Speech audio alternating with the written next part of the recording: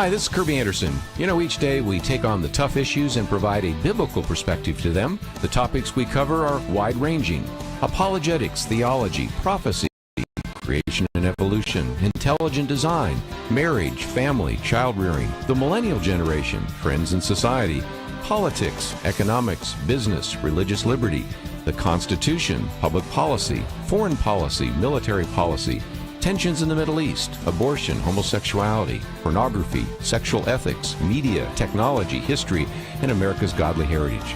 We talk about anything that affects your faith, your family, or your freedom. So don't go anywhere, because Point of View starts right now.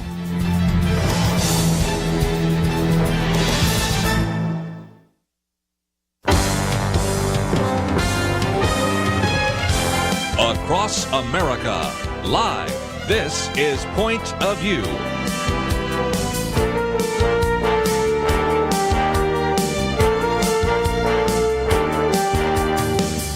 And now, Kerby Anderson. Thank you for joining me today. It is the Friday weekend edition, and we have the team that we always love to have around the round table. That would be Penna Dexter and Kelly Shackelford.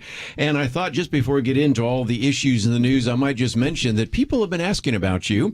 Penna Dexter, a couple of weeks ago, we had Erwin Lutzer here, and he said, is Penna still doing the show? And I said, oh, of course. And just the other day, we were at American Family Radio and had a chance to talk to somebody that had been in the newsroom for many years and wanted to know if Penna was still there, and was able to tell him as well. That's Charlie Butts, who is still doing this radio, even though he's technically retired, still doing some of the news. One and of those those people kind of that things. can't retire. We have all been around a while, so it's kind of fun to get caught up on some of these people. So they were asking about Penna for sure.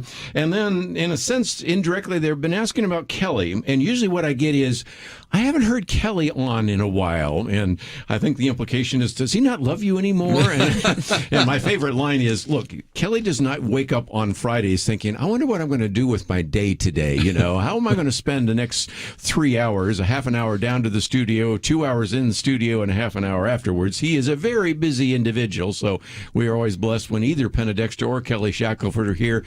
And it's a banner day when we got both of you. So thank you both for being here today. Well, good Kelly, to be we here. have a lot to talk about. Oh, my gosh. I cannot even begin to cover all of it, but let me just try to summarize it. And Penna, you can help us with this as well. One of the articles here, a recap of the First Liberty's 3 critical victories. We have talked about some of that before he was on there. Of course, they did a lot about the woke military, and that was in First Liberty Live.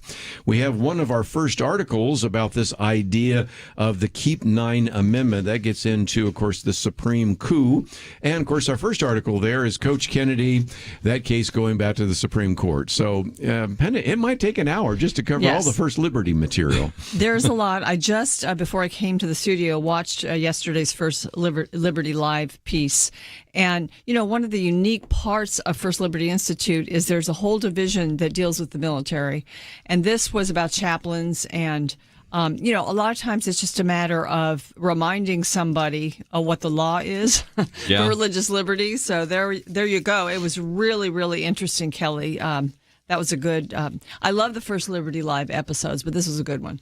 Yeah, it's a crazy time right now. I think we've had 5 victories in the last 4 weeks, and the Supreme Court just grabbed our religious liberty case. So I'm like, what else can happen? Oh, I don't know. Maybe we'll mandate vaccines across the country and not mention that everybody has a right to a religious exemption. So on the top of that, we're getting just inundated with calls from people who, and I tell you, it's been touching to watch. I mean, on our staff is, we have Christine Pratt and Justin Butterfield, both who were at one time in the top lawyer in the HHS for all religious liberty and conscience cases regarding health care. So they know it all.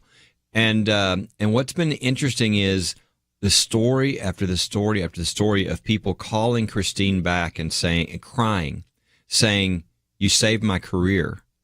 You saved my medical school. You saved, you name it. I don't have to leave the military.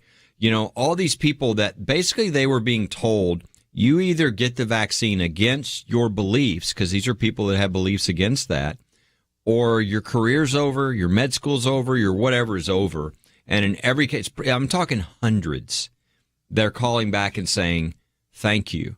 So it's incredible what's happening to people right now from abusive government activity. But here's the good news is we're winning everything. I mean, we're winning all these cases. God is really giving us great favor. And the Supreme Court took a really big case that I feel really confident we're going to win as well. So things are well. The Constitution's in place. Law is in place. You are free in America. There are people who want you to think you're not. But if you're willing to stand up, then you can win. You will win. That's why I think it's so encouraging to talk about some of these cases and these victories because, of course, anything good that happens, like, for instance, everybody got to throw away their masks and cases were going down. Of course, now we've got this variant. Some cases are going up again. But it just seems like, and we've got an article on this about progressivism, that the left and the progressives take advantage of good news or bad news, whatever kind of news we're getting, they're going to use it to try to gain more power. And so, that's what I see when I see vaccine mandates in various places, when I see we're going to have everybody in the schools wearing masks again. You can't let people just be happy and let the economy do well and just, applaud that. No, you can't do that as a progressive administration. You've got to go clamp down on the people again. Yeah, it's incredible. I think the people in charge are seeing if they can convert people who are of their political persuasion to run to other, parties, anything else, because you keep seeing people now that are going, wait, I wasn't in favor of that. And, that's not why I voted for you. Yeah. And, this is nutty stuff. And the thing that's to me the saddest about all the mask and the pandemic and the new CDC stuff and everything is to watch over the last, I guess it's a year and a half now, how the whole concept of science, of medicine, of trusting your doctor, of trusting. My wife had stage 3 cancer. And at the end of that process of the most brutal chemo you've ever gone through in your life, my doctor, who's a very compassionate woman, the oncologist, would not tell my wife, you're cancer-free. Mm-hmm. She could only say, there is no evidence of disease. Because it used to be that scientists and doctors actually went based upon facts and evidence, and they would not tell you things that they could not back up. That's been destroyed in our country. And I would put Dr. Fauci at the head of the line, but the current CDC, head of the CDC, she's lied numerous times. These are not questions. These are outright lies. And it's a shame that now people cannot trust medical officials, scientists. They're destroying it for everybody because now people are like, well, I don't know that I can trust what you say. And so the newest, here we are. When they took away mask mandates and lockdowns, the average deaths was like 500 and something per day at that time. And they just added them back and we're at 290. And so, the stuff they're doing is just, it makes no sense when you look at the numbers and especially the number of deaths, which is way, way down. And the fact that this variant everywhere else, it's going away in a pretty short order. It ticks up in the number of cases. So I'm just really sad at what it's doing. It's like we've kind of lost the media. People don't trust journalists to be journalists. We've lost trust in all the government, but science and the medical community. And that's really sad to watch happen in front of our eyes. Let me just mention that we're going to a break, but our article that they've been talking about is one that we've listed. It's by Charlie Cook. It's COVID-19 has given us progressivism unleashed, and starts out with somebody saying, we always say we trust the doctors. Every day you step on an airplane and every day you turn on the water, open a can of beans, you trust doctors. Yeah, but CDC has put themselves in a little different category. We'll talk about that right after this.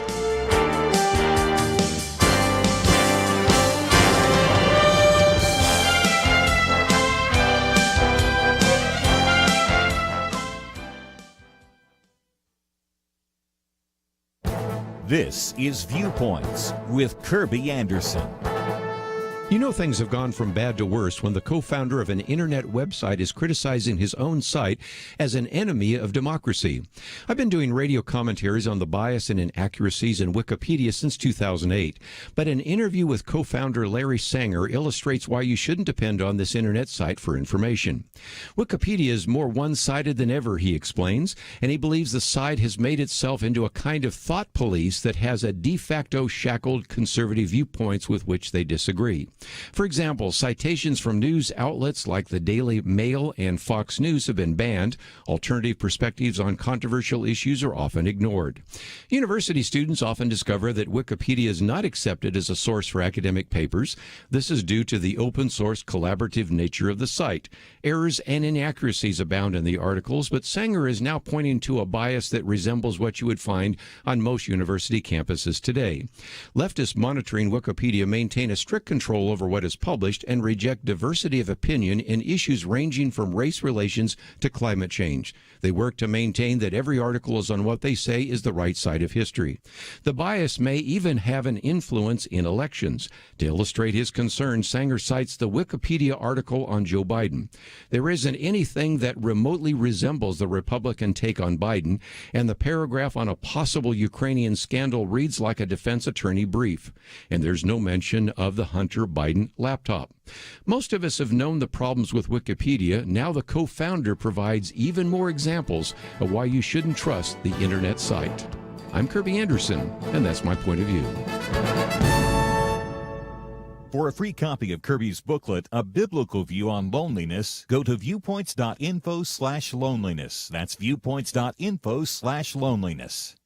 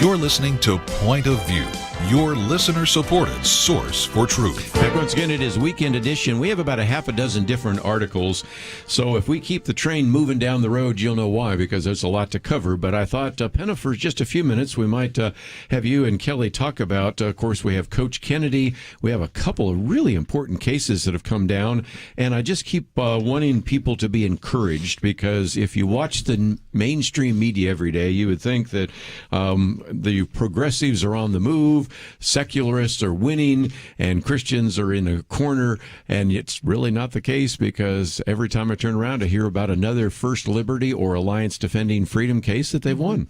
Yeah, there are a lot of cases. So I guess, are we going back to this first article? Because I just wanted to kind of like continue just for a moment on this idea that this pandemic has unleashed progressivism, and that's what Charlie Cook says in this piece.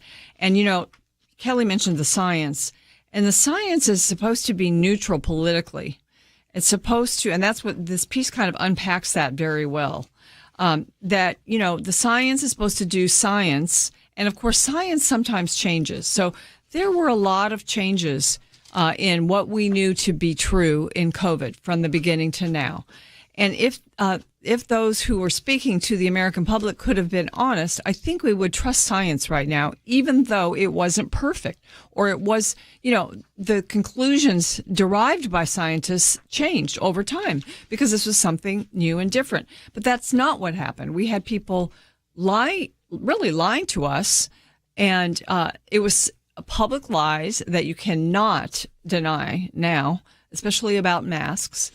And so, you know, everything changes. And I think it's to the point now, especially when they're coming back and saying that everybody in the schools has to wear a mask now. Kids who, we know from the science now that they don't get very sick if they get sick at all. And then, 4 million federal workers need to now provide proof of vaccination. Or if they don't get vaccinated, they have to go through tests like twice a week and social distance and all of that. And as Kelly said, you get a variant, the cases are going to go up for a bit, and that's just going to happen. It's happened everywhere in the world. But for us to do all of this, I just know that there's an agenda there to take power, again, take it back when things are starting to go well. There's so many of these things that bother me. Number one, what is the average? What is the data from the CDC? If you look at Johns Hopkins, you look at all the data. What is the chance of death of a person under the age of 30? 0.0001. This is if they're unvaccinated. 0.0001. So we're going to mask we're talking about even younger than under 30. It's just like they just want to completely ignore the data. But the other thing this is the thing that's angering me the most is none of them will talk about people who have the antibodies, people who have already been infected. They always say these people that are unvaccinated. I'm like, excuse me? The people that are unvaccinated that have had COVID, let's have a bet as to whether who's more protected, the people who are vaccinated or the people who had the COVID. Because all the tests so far, they've done 3 of them, are showing that it's, quote, equal or actually better to be unvaccinated and to have had it and therefore have the antibodies. They will not talk about this. They act like half the country has no protection. No, I'm going to bet, 80%. It's 80. I think it's over 80%. If you add those who are vaccinated with those who have had COVID, it's over 80%. They're just, this stuff is all, some of it is outright lies. Some of it is incredibly foolish. And then some of it is just, I'm not going to talk about that. And why? Because they think they'll get more people to get vaccinated by not being completely truthful. And this is how you lose credibility, where people go, well, why should I listen to you? You're not acting like a scientist. You've got an agenda. And you just, gosh, it's just kind of like in journalism. I think there's so many Americans going, would somebody just be honest and transparent? And that seems to be almost impossible these days. I think the way, if their goal is to get people vaccinated, then why do we have a CDC recommendation now that the vaccinated people start wearing masks again indoors? That makes absolutely, there's no reason to get vaccinated then. If you're still going to have to wear a mask, you're still going to have to social distance. I think a lot of people are going to say, well, why bother then? So I think they're going against their own goal by doing that. And the other way they have done that is during the campaigns and the elections, Democrats poo-pooed the vaccination, said they weren't going to get it. And so, people hearken back to that. And so they basically have themselves to blame for any hesitancy that may be left. Kelly gave some numbers. Let me give you some in case you like numbers. And that is that the other day, the CDC was really trying to make the case for why we should put masks on vaccinated people because, and one of the slides popped up on the screen, that they estimate that there are about 35,000 symptomatic infections among the 162 million vaccinated Americans. Okay. Well, okay, I've been to a government school, but I think my math is still pretty good on this. That means that your chances, if you are vaccinated and coming down with the infection, is 1 in 4,628, which is a pretty significant number. As some people said, hey, I kind of like those odds. And so you do hear about some of these individuals that have what are called breakthrough infections, where they are vaccinated and then they get a subsequent infection. The reality is most of the time it's very minor indeed. But we want to put masks on them to what? Protect them or to protect the unvaccinated.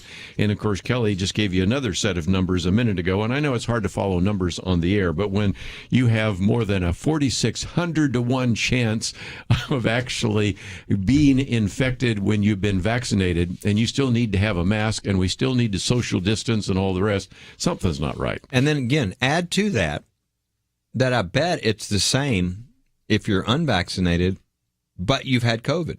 Yeah. I'm so sure. now I'm add sure all it is. those to this. I mean, we're talking about a very small number of people, and a very small, and especially, and who are most of those? They're young people, right? I mean, if you look at who's not vaccinated, most are young. And what are their chances if they're not vaccinated? I mean, it's not, I mean, the flu is a more dangerous thing for young people in general. So it's just really odd. You almost wish, I mean, this is what I wish for so many issues right now. You almost wish there would be a required public forum where people would have to come out in public, and you would have people on both sides with the information. And there would be more like, I mean, I'm just a lawyer. I like this, almost like a trial, right?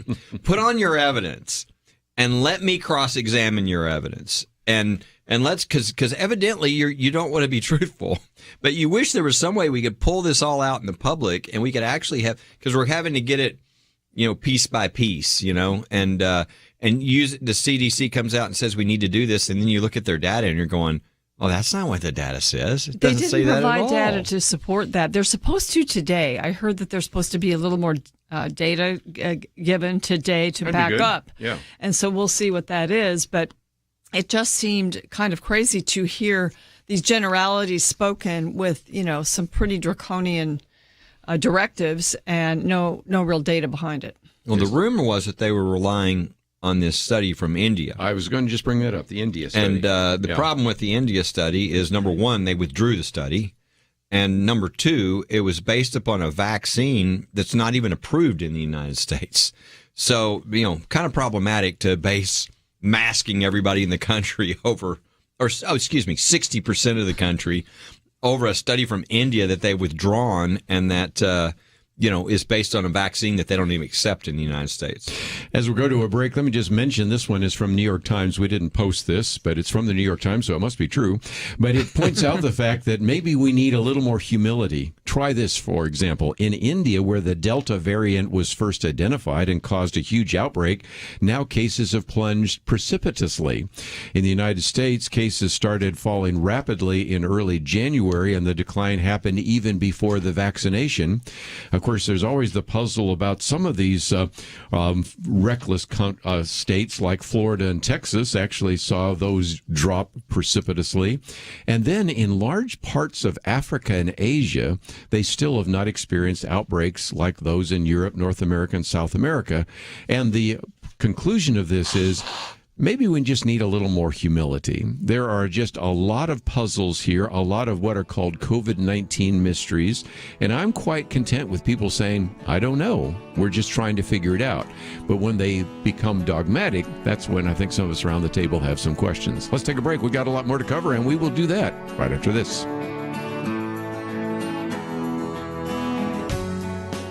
Having civil conversations about important issues seems to be harder and harder. Various media outlets tell people what they should believe, why they should be outraged, and getting people to actually think, well, it can be difficult. Whether it's the gospel, tax issues, social policy, or just about anything else, you need to have solid information and clear thinking to address the hard issues. You need God's truth applied. And that's what you get in less than 2 minutes with Point of View's Viewpoints Commentary, a daily resource to help you be informed and think through the things we need to be talking about. It is free and will arrive in your inbox each day when you visit pointofview.net/signup. Sometimes we know we should say something, but we're silent because we're not quite sure what to say. Viewpoints Commentary can help you break the silence and change the narrative. It can make you a more equipped agent for truth. Get your free subscription to the Viewpoints commentary at pointofview.net/signup. pointofview.net/signup. Point of View will continue after this.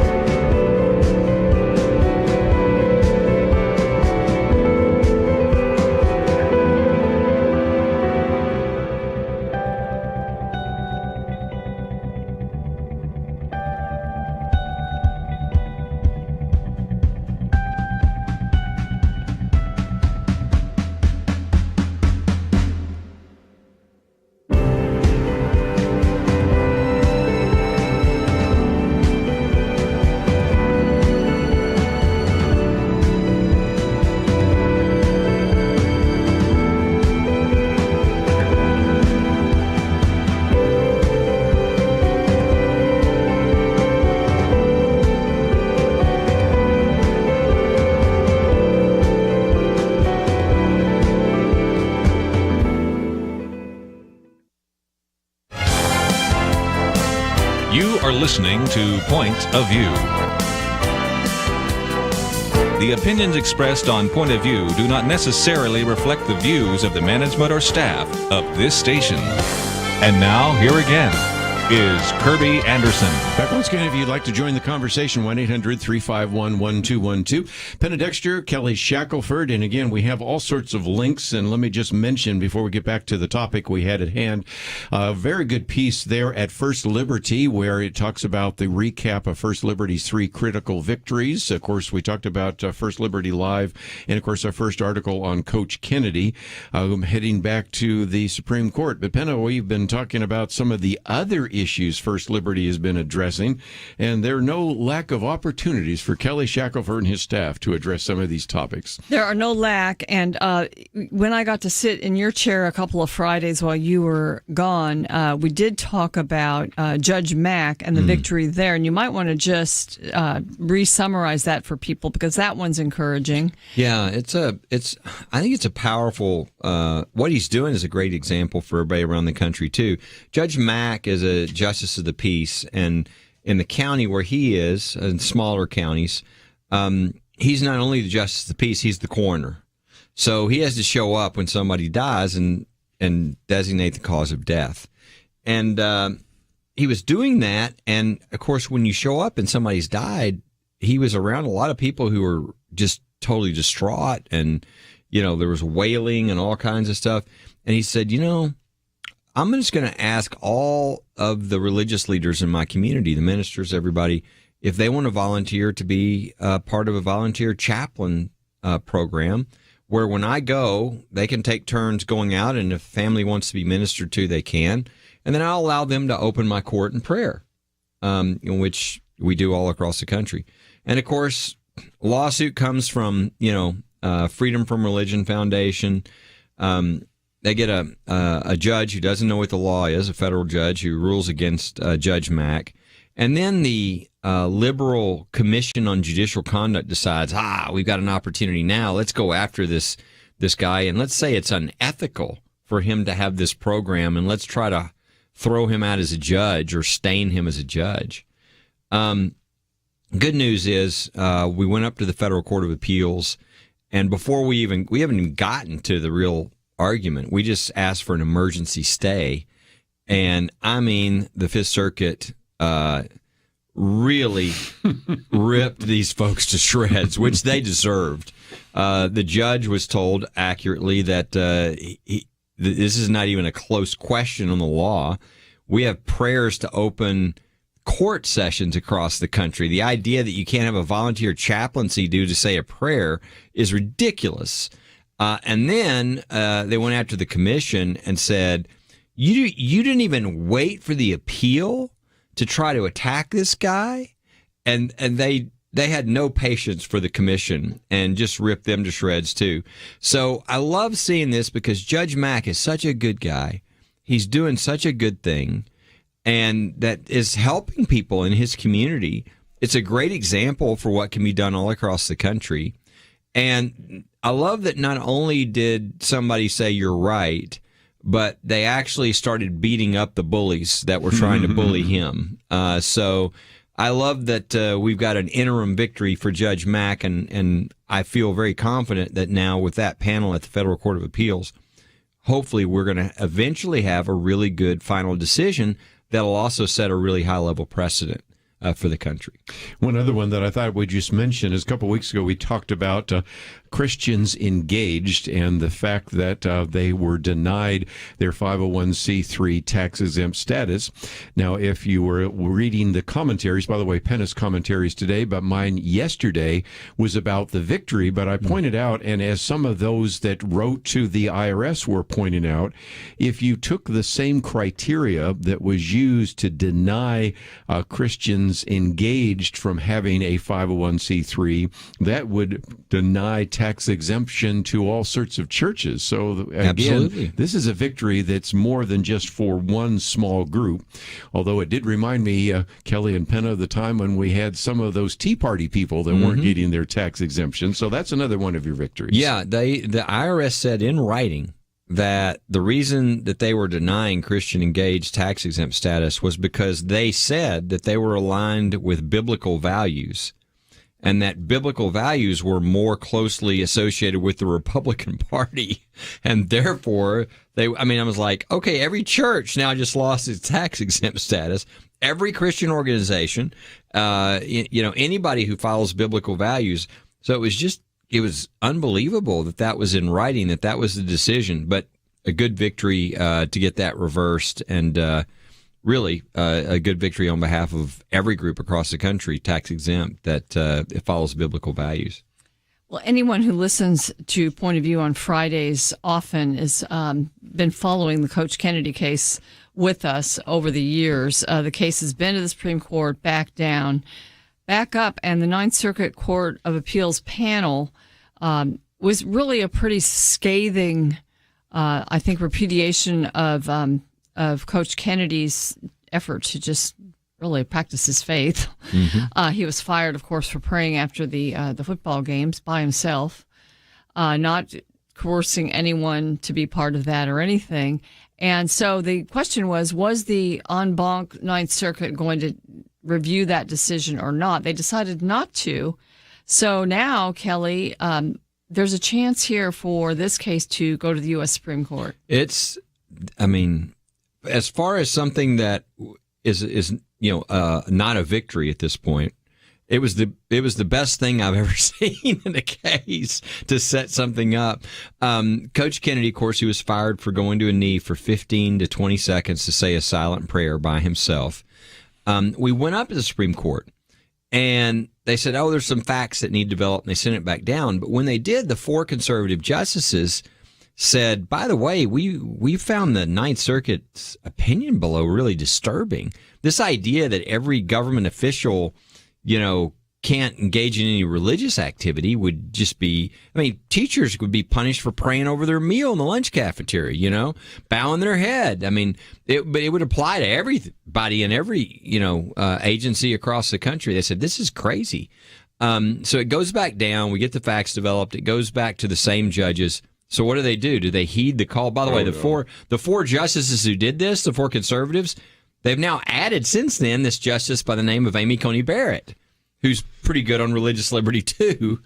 And they just kind of defied the justices and said, "Yeah, we're just going to double down on that this is fine." And then they went so far as to attack Kennedy Coach Kennedy because his story got into the press.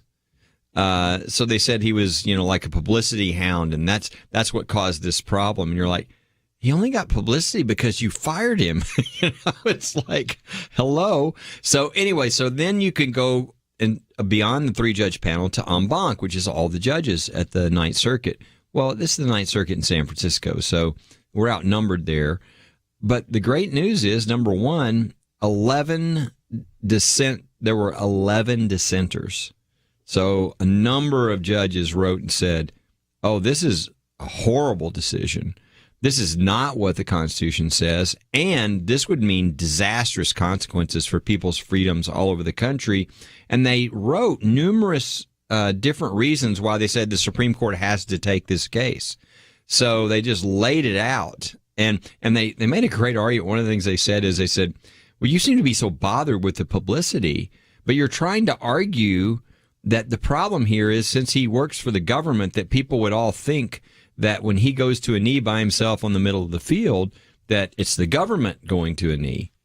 What kind of moron that's reading the newspaper doesn't know that he's fighting his school district and he's going on his own behalf? So they kind of use their own arguments against him. That's so good. And then the ticker of all is that the main judge who wrote this on the other side ended his opinion by citing the scriptures of praying in a closet. And so I just want you to think about this. So here is a judge, I know that one, saying, "These are my religious beliefs, and I want to chastise the plaintiff in the case for not holding my religious beliefs." Yeah. I was like, thank you for that gift as we go to the Supreme Court. So this is beautifully set up to go to the Supreme Court. It'll have a great impact on the country. Our brief will be due in September.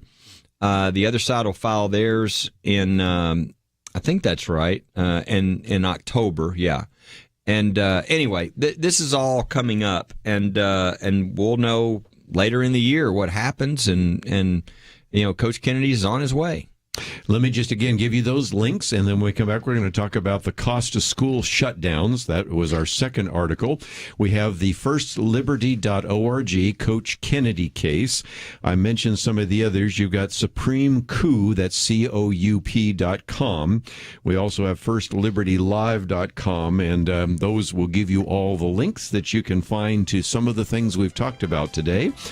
But I do want to move on because we now know that it was very costly in terms of student learning to shut down the schools. We'll talk about that right after this.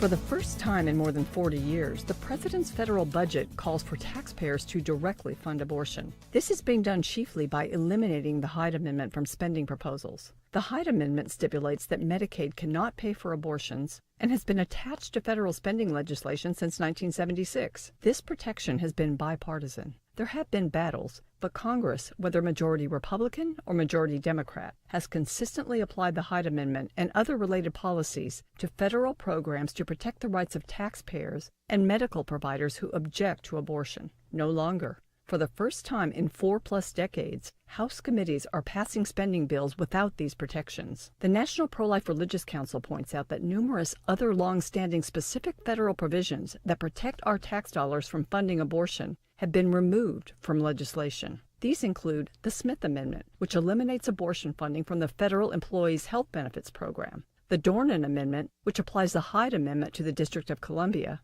the Helms Amendment, which protects certain tax money from funding abortion overseas. And the left is attempting to strip future pro-life presidents of their authority to implement the Mexico City policy, which also protects taxpayer dollars from being used internationally to fund abortion. There have always been lawmakers who see abortion as a positive good, but Americans overwhelmingly don't want their tax dollars to pay for abortion. Our government has operated on the consensus that it should not force citizens to pay for what they see as the destruction of children and families. These long-standing protective policies have saved the lives of some 2.4 million children. But there's a new breed of abortion extremists that seeks to end these protections. As a counter to their efforts, pro-life House leaders are asking daily for a floor vote on H.R. 18, the No Taxpayer Funding for Abortion Act. Lawmakers who would revoke Hyde should get lots of attention.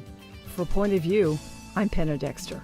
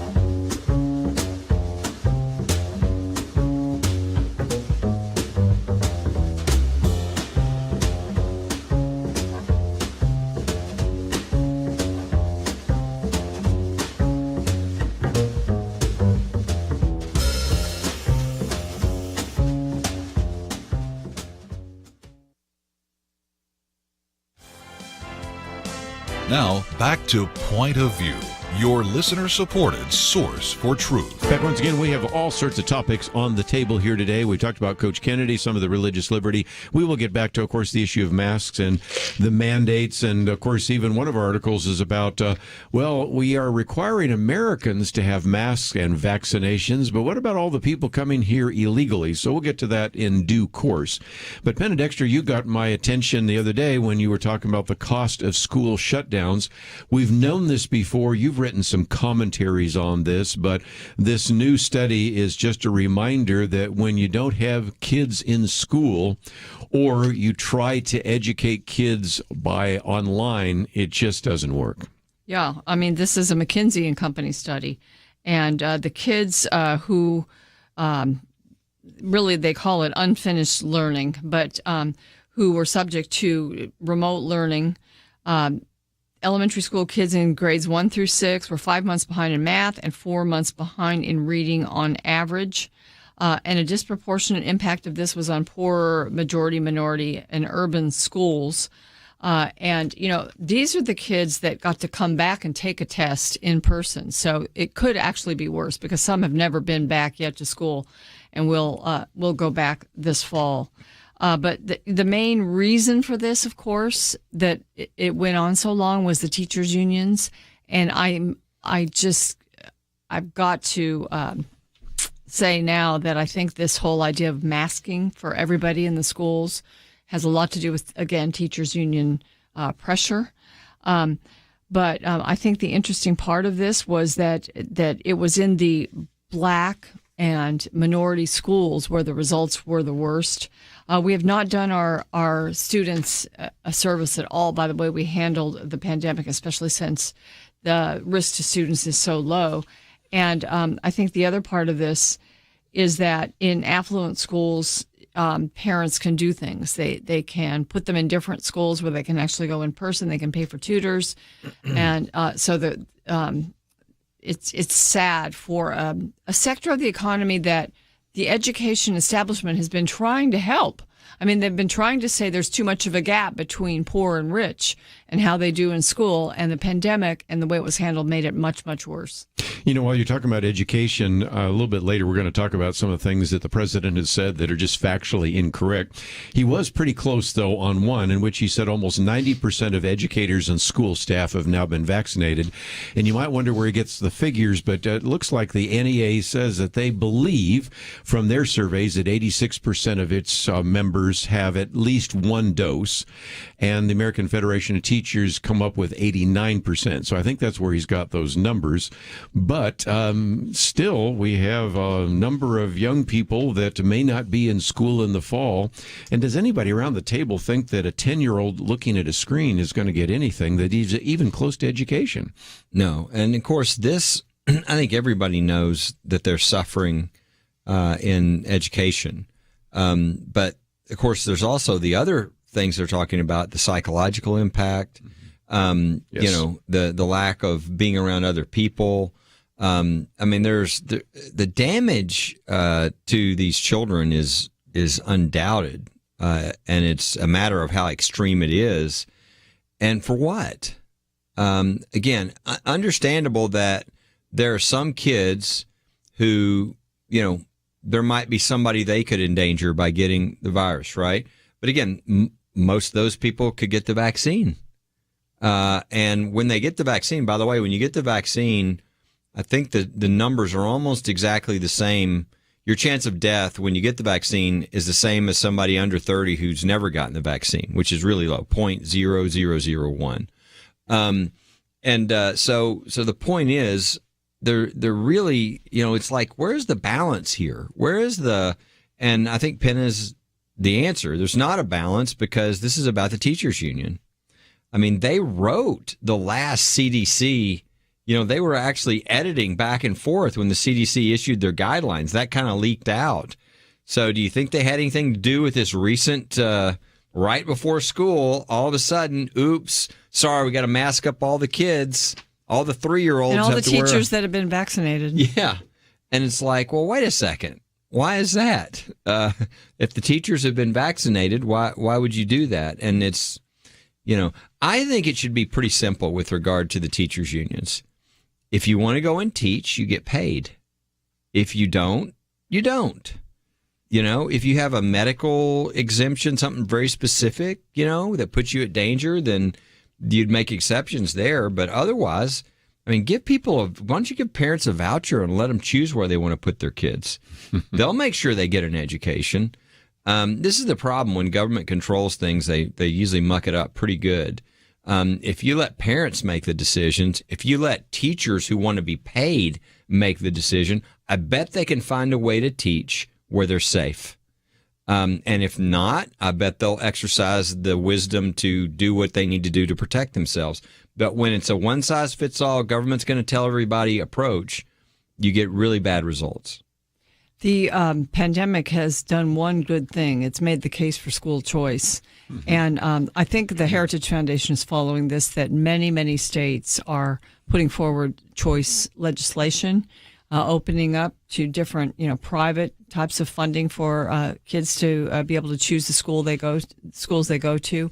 Many parents who were present when their kids were learning online got an earful, especially with regard to all the pronoun and transgender nonsense and the woke teaching that was taking place. So there's just a lot more knowledge on the part of parents now. And so I hope that movement toward more school choice doesn't lose momentum, but it, in fact, gains it. Well, and right at the very time when our case just got taken at the Supreme Court out of Maine, which really is about school choice, it's religious freedom, but it's where when you have a program like they do that lets parents choose public or private and reimburses them for the tuition, but then tries to exclude the religious schools, you can't do that. And I believe we're going to win at the Supreme Court, and if we do, that'll just add extra support to these abilities of parents to choose what's best for their kids and to make clear that you can't exclude the Christian schools in the process. And really, the Christian schools have helped us understand that if you really wanted to find a way, you would, because the Christian schools, they're not paying the teachers if they don't have individuals paying the tuition.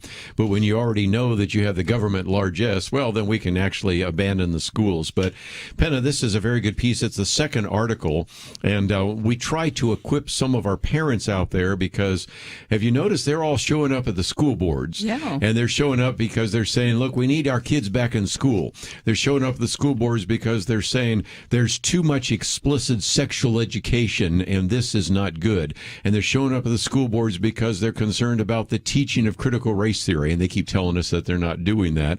So if you wanted to be equipped on this particular issue, look at this study again by McKinsey and Company. And as you pointed out, just very quickly, that is worth mentioning, this is the most optimistic scenario because this is a survey just of the kids that went back to school, not the others that did not. And the sad reality, as we've talked about before, is probably the more really those that did the best, I guess would be a better way to say it, are those that were in two-parent families where there was a lot of motivation. And those who paid the biggest price were in many of these minority schools. They were in black communities and Hispanic communities, and they fell behind in terms of reading and math even further. So those that were hurt the most are those that needed it the most. And it's just a sad commentary and a very good study that we wanted to point you to, but we need to take a break. When we come back, Penna Dexter's commentary about funding abortion, certainly. We've been talking about masks and much more, so we have a lot to cover, and we will do that right after this.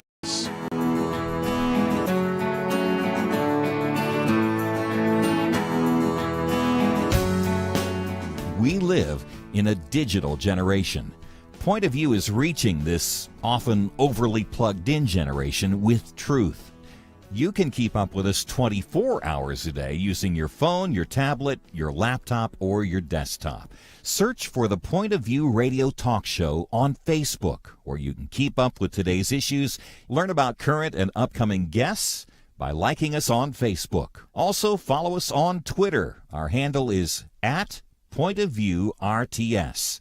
That stands for Point of View Radio Talk Show. Learn, interact, make a difference with Point of View using new media. And here's one way you can make a big difference. Help us increase our reach by spreading the word among your friends. Share a Facebook post. Tag us in a tweet. With enough joining us to plant seeds, we'll see a tremendous harvest. Come on, it only takes a minute. Search for Point of View Radio Talk Show on Facebook, @PointOfViewRTS on Twitter, and subscribe to the Point of View Radio Talk Show channel on YouTube. Learn, interact, share. The Point of View Radio Talk Show. Point of View will continue after this.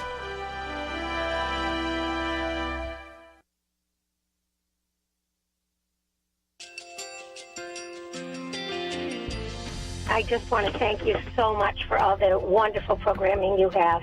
You're just absolutely fantastic. I recently started listening to Point of View, and I really found it interesting because of the different subjects you cover. Thank you for that. I really appreciate everything that you do in keeping us informed. Thank you, Kerby, for everything that you have been doing. I appreciate all the work that you're doing, advocating for the Word of God. Thank you so much. Point of View, I think, is absolutely necessary because it's a Christian perspective, a biblical worldview perspective, and receive very current, up-to-date information about what is really going on, week to week in our culture, which is changing so rapidly, and yet it's morally sliding backwards. Yeah, I'm just, first of all, I thank you guys. Y'all's program is wonderful, and enjoy it every day. I learn so much every time I listen to it. Point of View Radio Talk Show.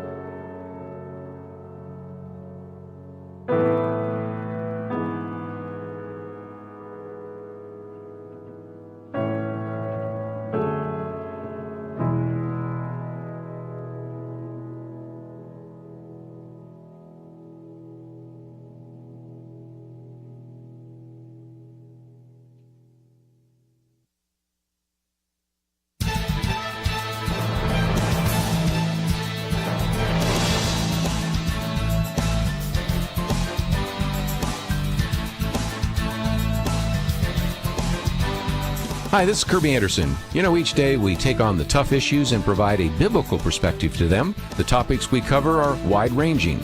Apologetics, theology, prophecy, creation and evolution, intelligent design, marriage, family, child-rearing, the millennial generation, friends and society, politics, economics, business, religious liberty, the Constitution, public policy, foreign policy, military policy, tensions in the Middle East, abortion, homosexuality, pornography, sexual ethics, media, technology, history, and America's godly heritage. We talk about anything that affects your faith, your family, or your freedom. So don't go anywhere, because Point of View continues right now.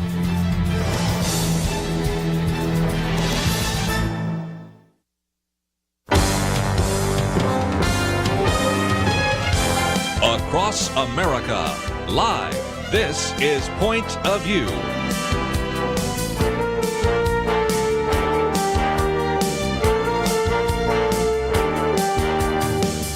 And now, Kerby Anderson. This hour going to focus on a lot of different issues. In just a few minutes, obviously, we'll get into things like the mask mandate and the vaccine mandate.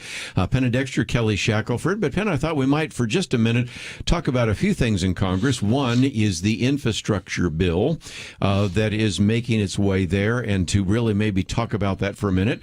Your commentary today is also about the fact that is this the first time in 4 decades, again, 4 decades, 40 years, in which we did not have what's called the Hyde Amendment. We'll explain some of that in just a minute.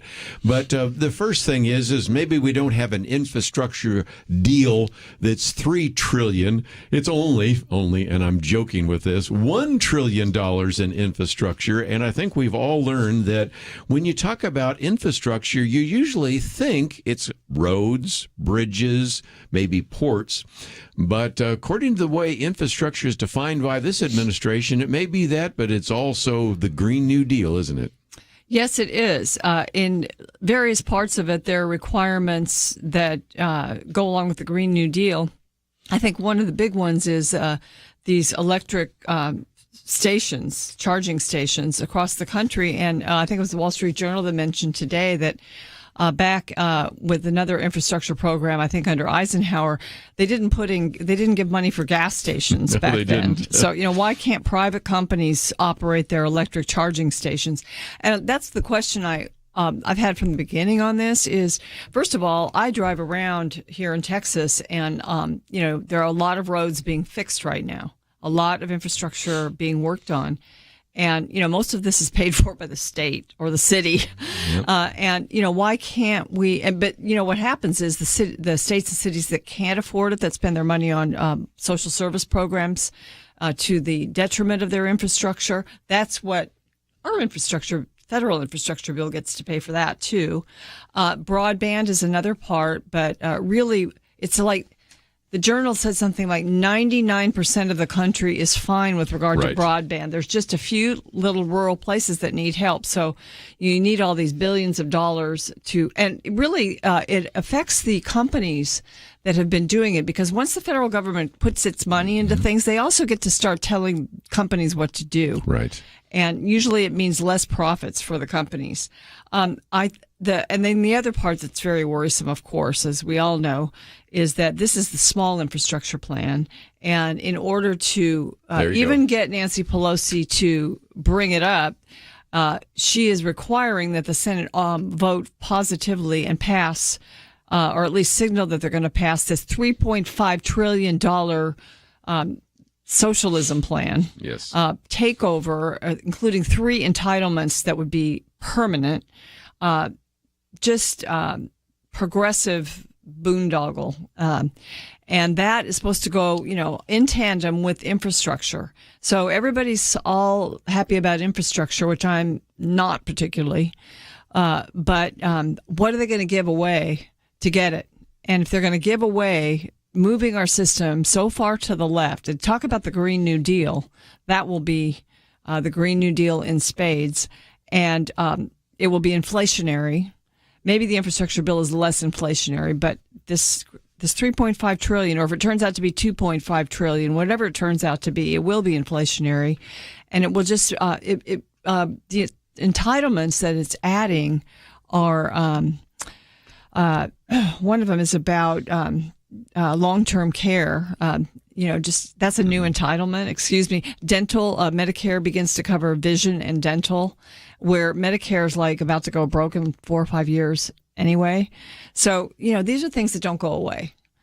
So this is a scary time, I think, for the future of the country. And you look at the next 2 generations, our kids and our grandkids are going to be paying for this. It's really going to affect the economy. And I don't know what's going to happen. I mean, are enough people going to be smart enough to oppose even the basic infrastructure bill, remembering of what it's going to bring along with it? Yeah, the thing that's baffling to me is the Republicans in the Senate who are supposedly going along with this infrastructure bill. Yeah. I mean, look, the inflation has already started on the Fed commission. You had Powell admit that just a few days ago. Everybody knows that. Your gasoline is way up. Your milk is up. Things are up. The housing's way up. Inflation has started because of all this printing of this money, and people across America know it. And there's been some polling that people are blaming Biden for this. Whether you think that's fair or not, I mean, it's somewhat fair because he wants to double down on what's caused the inflation that's already starting and could easily ramp up.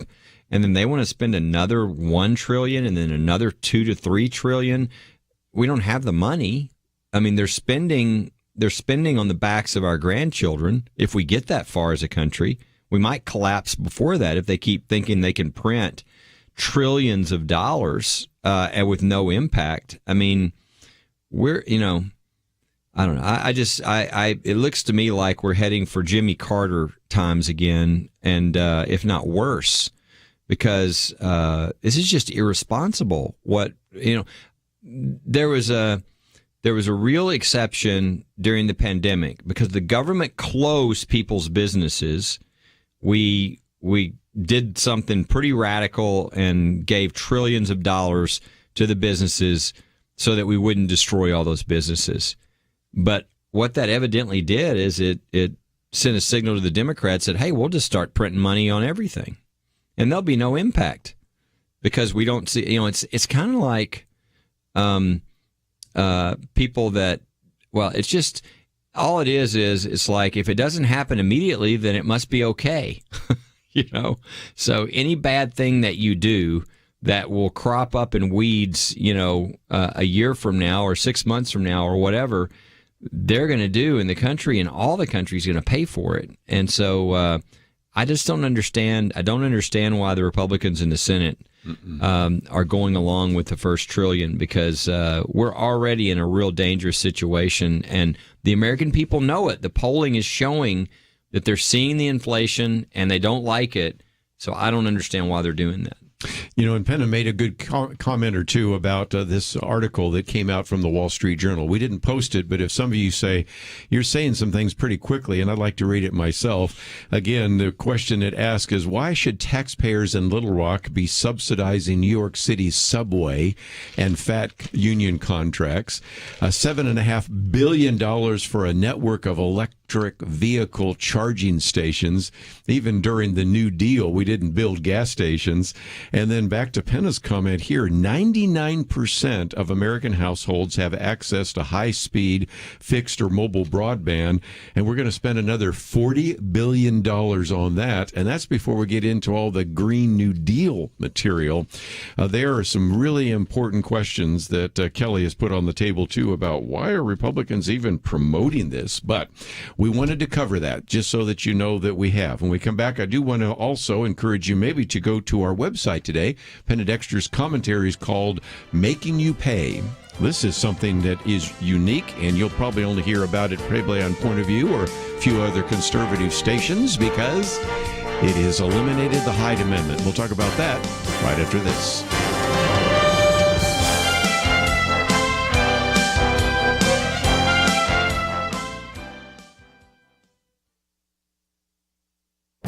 This is Viewpoints with Kerby Anderson.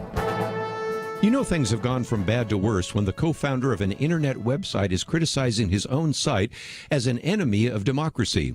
I've been doing radio commentaries on the bias and inaccuracies in Wikipedia since 2008, but an interview with co-founder Larry Sanger illustrates why you shouldn't depend on this internet site for information. Wikipedia is more one-sided than ever, he explains, and he believes the site has made itself into a kind of thought police that has a de facto shackled conservative viewpoints with which they disagree. For example, citations from news outlets like the Daily Mail and Fox News have been banned. Alternative perspectives on controversial issues are often ignored. University students often discover that Wikipedia is not accepted as a source for academic papers. This is due to the open-source collaborative nature of the site. Errors and inaccuracies abound in the articles, but Sanger is now pointing to a bias that resembles what you would find on most university campuses today. Leftists monitoring Wikipedia maintain a strict control over what is published and reject diversity of opinion in issues ranging from race relations to climate change. They work to maintain that every article is on what they say is the right side of history. The bias may even have an influence in elections. To illustrate his concern, Sanger cites the Wikipedia article on Joe Biden. There isn't anything that remotely resembles the Republican take on Biden, and the paragraph on a possible Ukrainian scandal reads like a defense attorney brief. And there's no mention of the Hunter Biden laptop. Most of us have known the problems with Wikipedia. Now the co-founder provides even more examples of why you shouldn't trust the internet site. I'm Kerby Anderson, and that's my point of view.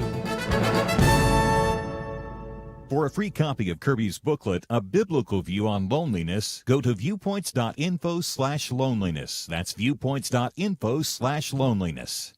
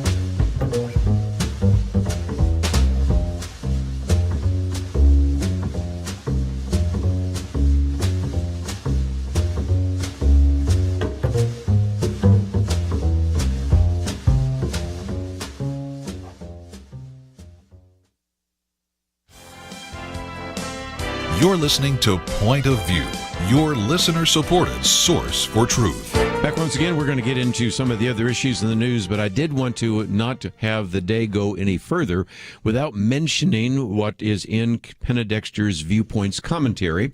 As we've said before, my commentary comes out Monday through Friday. Hers is already out, but you will receive it Saturday. And if you are not aware of this, and it's amazing how many people I've talked to do not know that they can get the Viewpoints commentary. If you go to it right now, click on that button that says Read Now. You'll see a little brown or blue section there that says never miss a viewpoint, sign up here. And so this is an opportunity for you to get her commentary, which we're going to be talking about right now, tomorrow in your inbox. It's free of charge, and we encourage you to take the time to get it. For those of you that are station managers, of course, you can also play it at other times during the day. But this was a very important issue because for the first time in more than 40 years, the Hyde Amendment, which would prohibit taxpayer dollars going to abortion, is not in this piece of legislation. Yeah, and the House voted actually yesterday to advance their appropriations package, which funds several agencies before the fiscal year. And for the first time in 45 years, that package did not include the Hyde Amendment. The Hyde Amendment prohibits the federal funding of abortion, and there are few exceptions to it. And in the campaign, President Biden, or back then Vice President Biden, said that he would actually not support the Hyde Amendment anymore. He's always been for the Hyde Amendment. And what that does is it says no matter what you think about abortion, no matter how whether you oppose it or whether you support abortion, taxpayers should not have to pay for it. And so the Hyde Amendment has been very protective of conscience rights and of just people having to fund something that they find so disgusting. And so that's out of this package. It's not in there. Besides the Hyde Amendment, there are other protective pieces that are attached to various funding bills. And these are also now, none of them are supposed to be attached to any legislation under this administration. For instance, there's the Smith Amendment, which eliminates abortion funding from the Federal Employees Health Program. There's the Dornan Amendment that applies the Hyde Amendment to D.C. And then there's the Mexico City policy. Every time we get a new White House, that president decides whether he's going to keep the Mexico City policy, which protects taxpayer dollars from being used to fund abortion, or not. So, we always have had lawmakers that perhaps support abortion, but they've at least agreed that people shouldn't have to pay for it if they don't agree with it. All of a sudden, it's become so extreme and so divided that I think now it's up to the U.S. Senate, and I think it'd be very important for senators to stand up, even the Democrats, and say we need to protect the conscience rights of Americans who don't believe in abortion. I don't know if they're going to do it or not, but the House has passed the appropriations without the Hyde Amendment, and I think that we ought to talk it up. This ought to be a big issue leading up to the election. Might even be one of the point of view action items, so we'll see what we can find out and focus on that. Kelly, this is unprecedented, and even just not so long ago, the Vice President of the United States, that would be Joe Biden, said, well, we still need to keep the Hyde Amendment, but then when it came to the campaign, he backed down. Yeah, I mean, look, this is a high percentage when you poll this and ask, people about this. The vast amount of Americans do not believe that you should use taxpayer money to support abortions, that they understand that there's a big divide on this and it's wrong. And Senator Biden at the time agreed with this for a long time, too. In fact, he stated his position that as a Catholic, he had held that position and he was in favor of the Hyde Amendment, even during the Democratic campaign. But when that became public, he was immediately under an all-out assault, and after I don't know how many years, was it 40 years of being behind? Anyway, all it took him was 24 hours to drop his position.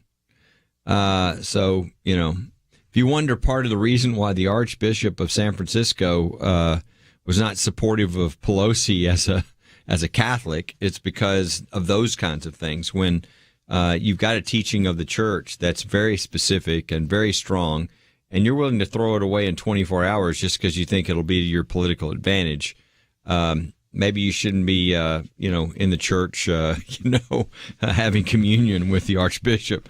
So it's a really extreme position, and unfortunately, that's where we've gotten now in the politics, is these really extreme positions that the party is taking. I think if you did the polling on a lot of these things, the average Democrat would disagree, but they just can't afford to make the crazy base, upset.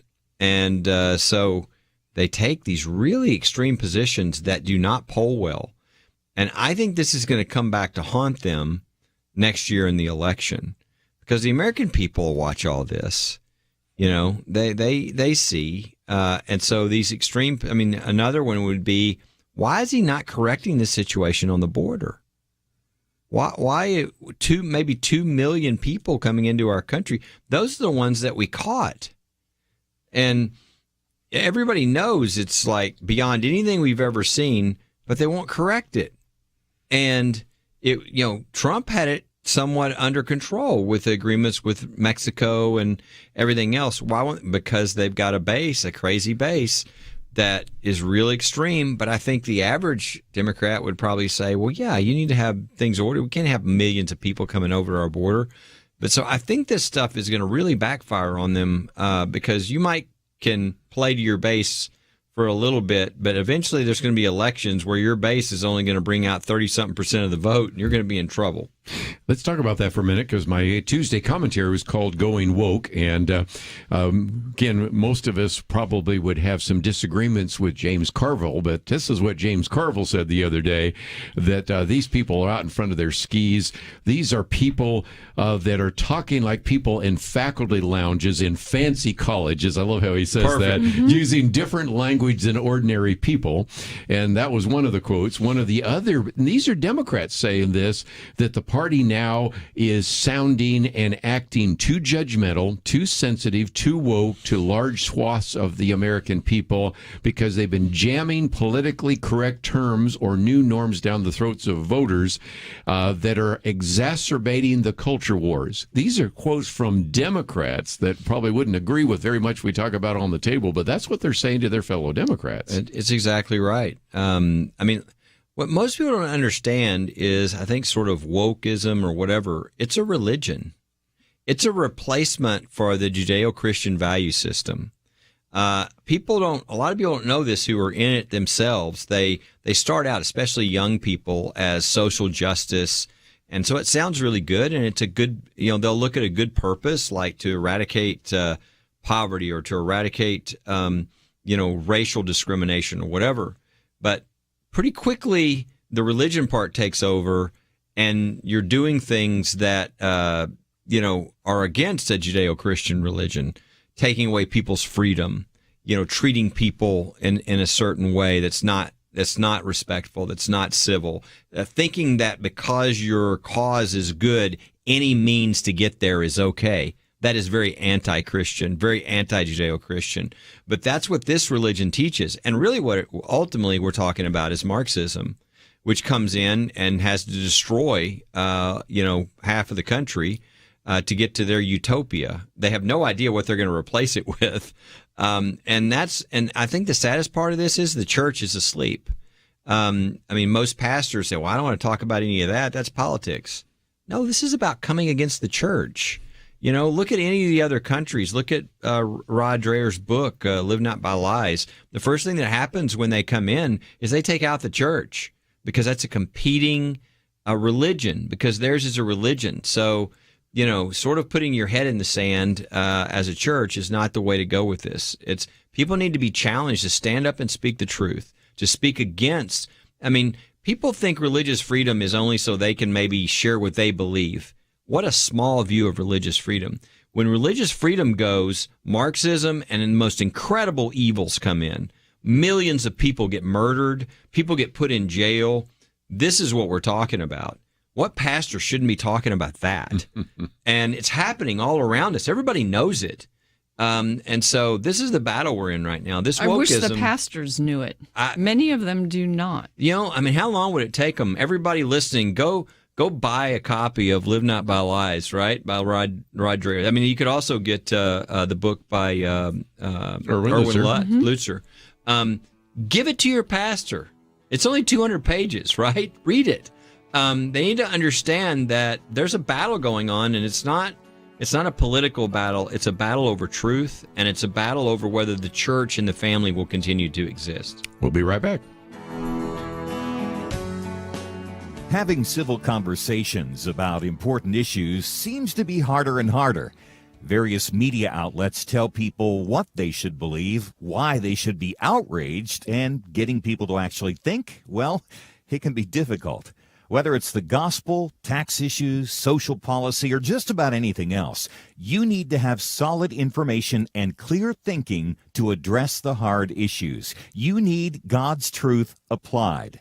And that's what you get in less than 2 minutes with Point of View's Viewpoints Commentary, a daily resource to help you be informed and think through the things we need to be talking about. It is free and will arrive in your inbox each day when you visit pointofview.net/signup. Sometimes we know we should say something, but we're silent because we're not quite sure what to say. Viewpoints Commentary can help you break the silence and change the narrative. It can make you a more equipped agent for truth. Get your free subscription to the Viewpoints Commentary at pointofview.net/signup. Pointofview.net/signup. Point of View will continue after this.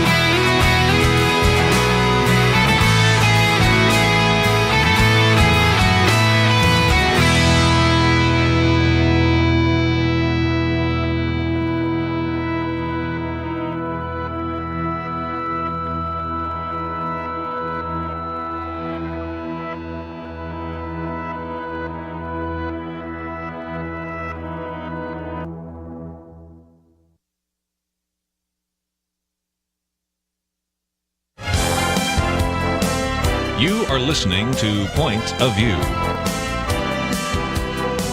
The opinions expressed on Point of View do not necessarily reflect the views of the management or staff of this station. And now, here again, is Kerby Anderson. Back once again, if you'd like to join the conversation, 1-800-351-1212.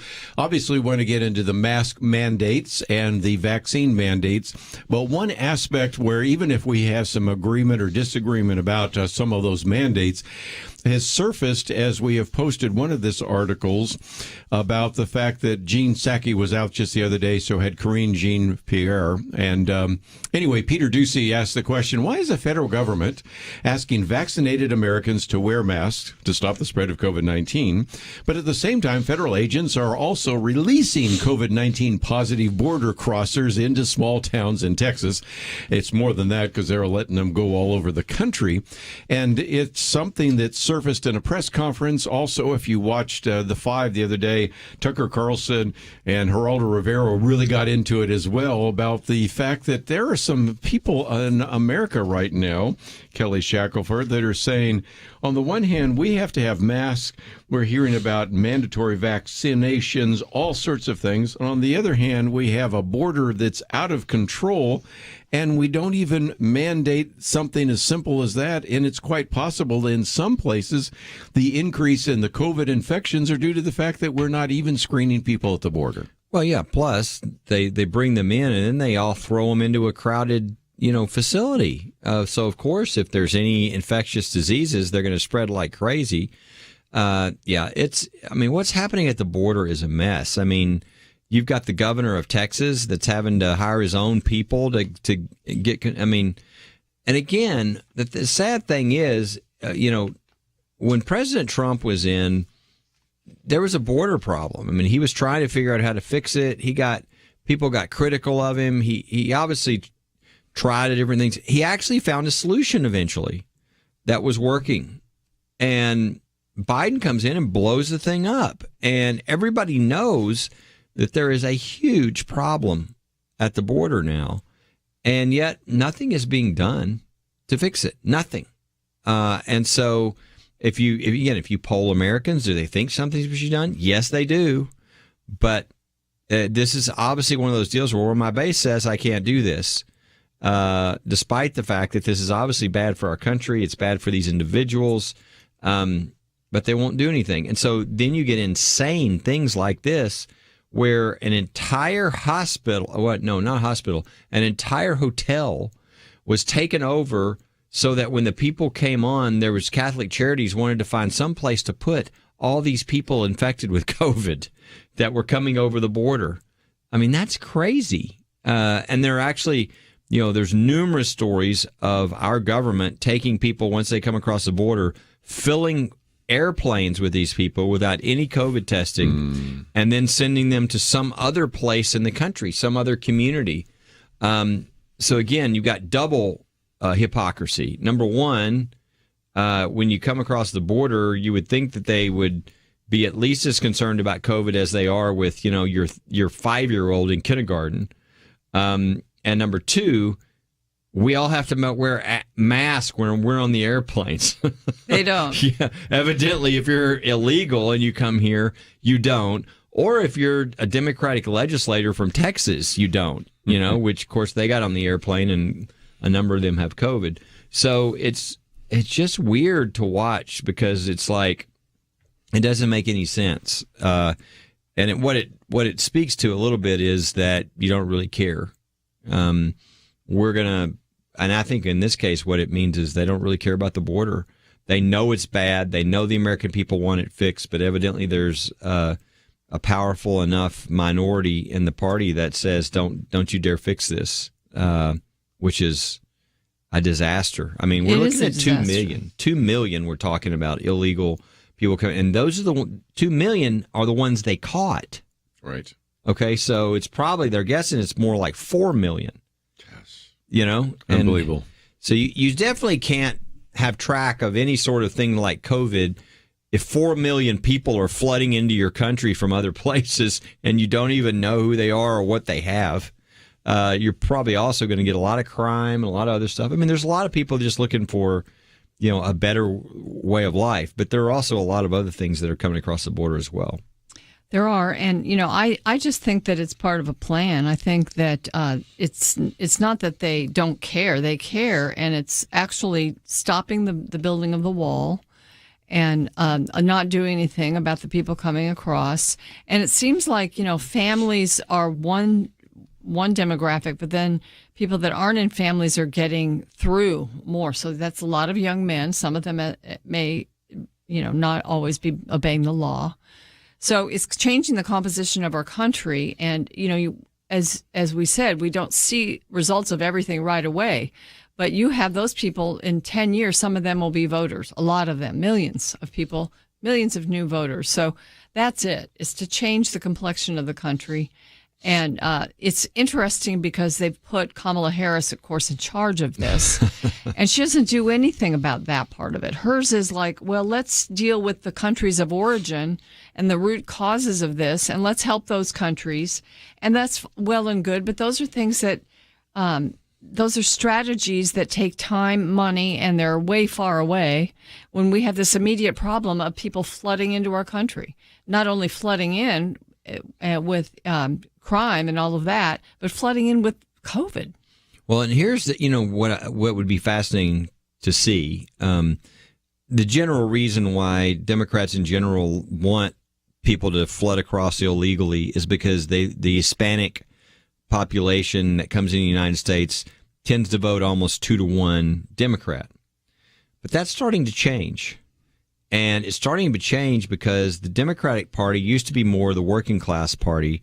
They're now the woke corporation, the sort of white elite liberals, kind of party.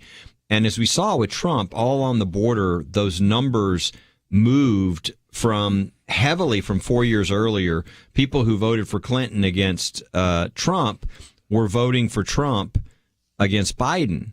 And most people think it's because regular people, like Hispanic families, they're about family, not woke corporation, right? They don't want CRT taught in their local school. And so what I'm wondering is, as these numbers change, let's say they change to where it was no advantage at all, I think you might see all this change, all this policy. All of a sudden, they might get interested in the border and getting control of things. But I think they think right now it's to the political advantage of their party. And again, I think Biden. I mean, I think in immediate elections, the millions of people that are coming in, of course, they can't even vote. Right. But they do think that Biden is the one that let them in. Yeah. So how long does that perception last? Via what you say, the idea that they're hardworking people that love family, that want their jobs protected. I think we're going to see this happen across the board. I think we're already starting to see it with African American, with Hispanic. I think the parties are shifting. And I think the Republican Party is going to come with more traditional values, which it always has been, but the more regular people instead of the corporations. The corporations and all that is kind of shifted over to the Democratic side. And so there's a shifting occurring right now. And we'll see how it impacts this issue, but I think it will. My little booklet on the realignment of America gets into that, and Victor Davis Hanson addresses that. But let's take some phone calls. These calls are all over the map, so that's good. They're going to put all sorts of different issues on the table. We'll go to Georgia first, WLPE. Priscilla, thank you for calling today. Oh, hey, Kerby. This is an honor for me to talk to you. I've listened to you for many years. I've never been on the radio. But I celebrate the fact that you bring these positive things to the population about the cases and such, and I think we need that positive news. But the reason I'm calling is because I have 2 points. I'm very upset that there's vaccines required for children, and they've been harmed so much by this whole epidemic. And we do need to speak up at the Board of Education and governors. Sure. And let our children be protected because they've been harmed so much. And the other point that I wanted to bring up is that we really need to be a good example. We prayed for Warp Speed to produce a vaccine, and one was produced, and President Trump was successful. And I think we need to take the example. If we are over 65, if we have a risk factor, if we work around patients, if we're in the medical field, or we have at-risk family members, we need to be considerate, and we need to follow the good examples of going ahead and getting the vaccine. Now, I was a nurse for 40 years, a public health nurse for 20 years, and the rate of severe reactions or death is like in the hundreds of thousands. So we need to look at the statistics. It has saved millions of lives. Very good. And again, we should give credit where credit is due on the vaccine and warp speed, but we need to take a break. We'll come back with some more phone calls right after this.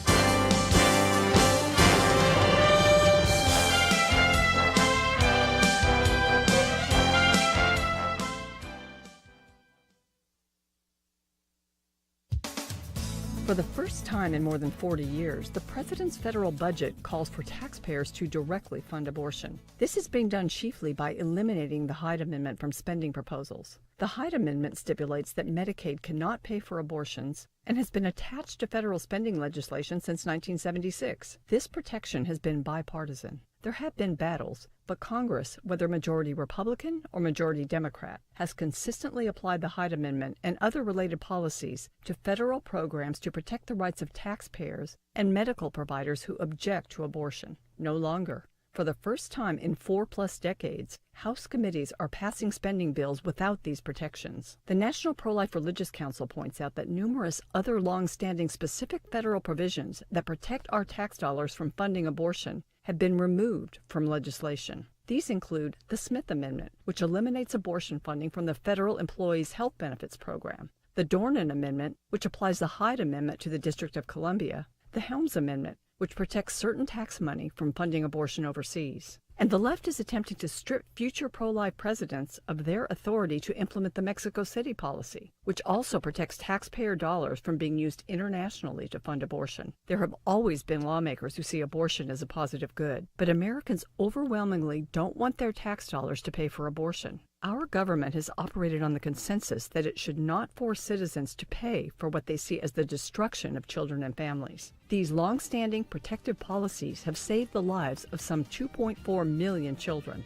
But there's a new breed of abortion extremists that seeks to end these protections. As a counter to their efforts, pro-life House leaders are asking daily for a floor vote on H.R. 18, the No Taxpayer Funding for Abortion Act. Lawmakers who would revoke Hyde should get lots of attention.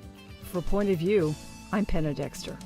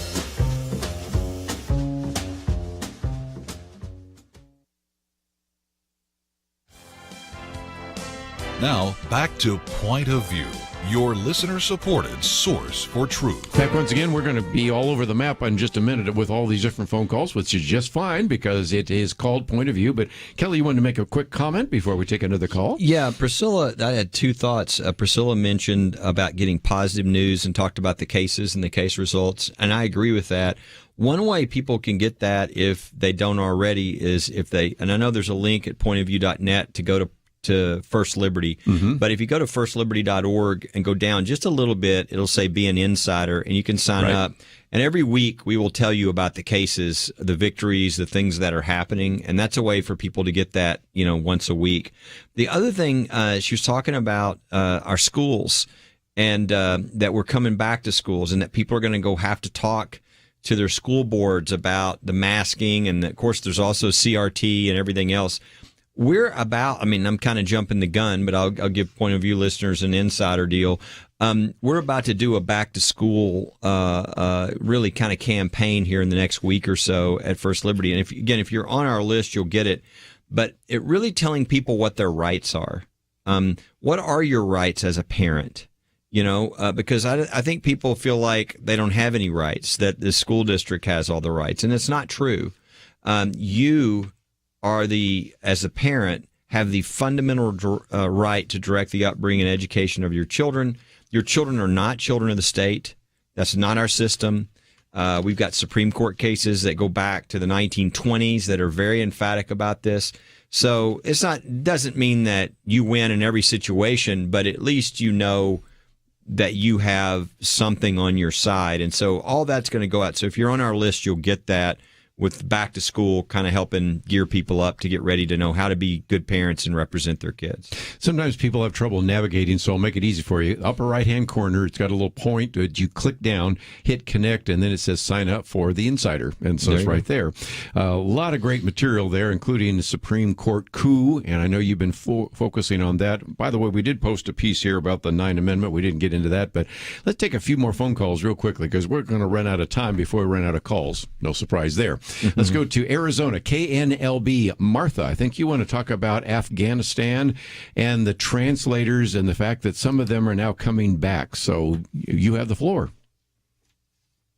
Yeah, the reason that I wanted to bring up this point is we were talking about immigration, illegal immigration, and how they're just coming across. Well, these people who have supported our troops and helped us in Afghanistan and their families are now, according to the news, waiting for host countries to step up and going through immigration with through all the policies that these people that are flooding across our borders don't have to go through. So, I mean, I think what was said is, it's duplicitous as far as the border is concerned. And I'm like, it's worse than that because we've got people who helped our country that are being made to go through all of the legal routes. And these people that are coming across the border, I mean, yeah, they're going to vote because they're going to try to push stuff that makes it where they don't need an ID to vote. They don't have to be a citizen to vote. I mean, that's been bashed around also. And then my last thing real quick is my tax dollars. Boy, I tell you, I just want to stop paying taxes, just save my money till the end of the year and then let the government have it. But I don't know what the legal repercussions of that are because they're spending so much of my money on social programs for people who don't even live here while I'm working, barely making it. So that's what I want to say. You've covered the gamut. I just want to go back to the translators from Afghanistan, because it's really true. They took great risks for helping us. And I think it's just a point to say we need a merit-based immigration system. People that deserve to come here or that we need their skills should be the people coming here. But we have, and we were moving in that direction. When you have a wall on the southern border, that helps you to get some modicum of control. But that was immediately stopped, even though it was illegal for the Biden administration to stop it because it had been passed. So I'm glad you made the point, Martha, because it just that's the goal, is a merit-based system, people that have earned the right to come. We're so far away from that right now. And could we replace maybe people who turn their back on the flag in a ceremony? Could we replace them with the Afghan interpreters? I would be willing to do a 1-to-1 trade for sure. I wish we had a lot more time, but let me see if I can pick up one more. This one might get Kelly going, if nothing else. Pam, I think you want to talk about a church in Virginia. Go ahead. Yes, thanks so much for taking my call. I heard this on Jay Sekulo's talk show earlier today, and it's about a church, and I'm not sure of the denomination, but it's a Christian church, and it's in Northern Virginia in Prince William County, and the tax commissioner has seen fit to target this church and tell them that the only way they can stay open is by buying a liquor license, okay? And he said if you don't want to buy a liquor license, then get a winery license, and that'll enable you to have, carnivals, and you can have events, and you can be open, and it'll tell the times of day that you can be open. And this is insane. And this is a bedroom community of D.C., I believe. Yes, it is. Prince William County. It is. Oh, sure. And so now we know where they're coming from, and I think Jay Sekulow said that they're filing a brief in federal court Monday, but this is outrageous. That's crazy. Because the power to tax is the power to destroy. Yeah, I mean, just to tell you, I mean, this is the kind of stuff that's happening, but if churches, if individuals will stand up, they can not only win, they can teach these people a lesson. We just had a case that we just finished not too far from there in Washington, D.C., Capitol Hill Baptist Church. I was hoping you bring that up. Where they did not allow them Yes. to have an outdoor service with mask. I know. While they Just were having amazing. protests up and down the streets of D.C. with thousands and thousands of people. The case just ended with with D.C. agreeing that they will never interfere with a church service of Capitol Hill Baptist ever again in the future. So they're bound by that, or they'd be held in contempt of court. And they paid $229,000 in damages and fees to the church, which had to expend money to deal with their silliness. So we can win, and the churches can win if we're willing to stand up. We've got churches and synagogues across the country that we have represented and are representing, and we're winning all those cases. They just have to be willing to force them, because when one church like this does this, it ends up protecting 200 other churches or 1,000 other churches. So we just need to be faithful. When they call you, you can actually begin to help them, can't you? So really Absolutely. what you're waiting for is a phone call. Yeah, they can call us. They can email us. We get lots of calls and emails every day, and we answer a lot of. I don't want people to think just because they call it means they're going to file a lawsuit. We tell you what your rights are and what the law really says, and then people can make decisions about what they feel like they're supposed to do. But the first step is, what are the rights of your child in school? What are your rights as a parent? What are your rights in the military? What are your rights as a Christian business owner? All these things, there are laws to protect you, but you just need to know what your options are. And so you're not intimidated out of living your faith out in a way that the Lord wants you to.